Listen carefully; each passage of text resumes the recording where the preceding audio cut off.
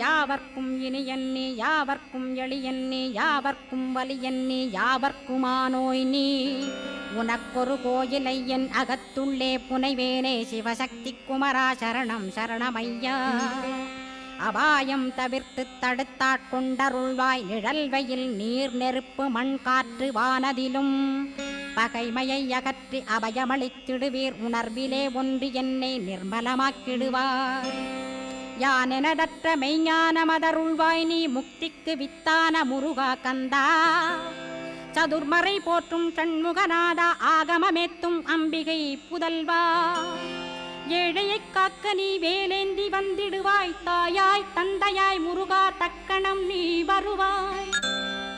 சக்தியும் சிவனுமாய் சடுதியில் நீ வருவாய் பரம்பொருளான பாலனே ஸ்கந்தகுரு